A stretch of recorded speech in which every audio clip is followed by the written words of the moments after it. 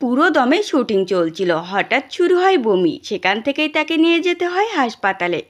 অভিনেত্রী অলিভিয়া সরকার অসুস্থ। এখন কেমন আছেন অভিনেত্রী? এই মুহূর্তে অলিভিয়া রাপ্পারাও অ্যান্ড ফুলস্টপ.com ছবিটির শুটিংয়ে ব্যস্ত। বুধবারে শুটিং চলছিল টালিগঞ্জের টেকনোশিয়ান স্টুডিওয়। সকাল থেকে রাত পর্যন্ত কাজ হওয়ার কথা ছিল।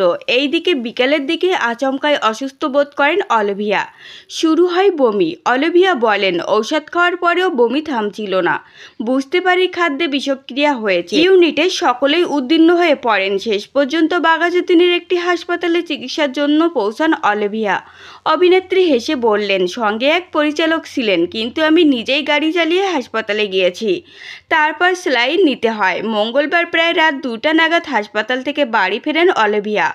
অভিনেত্রীর আক্ষেপ, দুটো গুরুত্বপূর্ণ দৃশ্য ছিল, সেই দুটো শুটিং বাতিল করতে হয় বলে খুব খারাপ লাগছে। সমস্যার সময় পাশে থাকার জন্য ইউনিটের কাছে আমি কৃতজ্ঞ। এই মুহূর্তে চিকিৎসকের পরামর্শ অনুযায়ী বাড়িতে বিশ্রামে রয়েছেন অলিভিয়া। তবে জানালেন, বৃহস্পতিবার থেকে তিনি আবার শুটিংয়ে যোগ দেওয়ার চেষ্টা করবেন।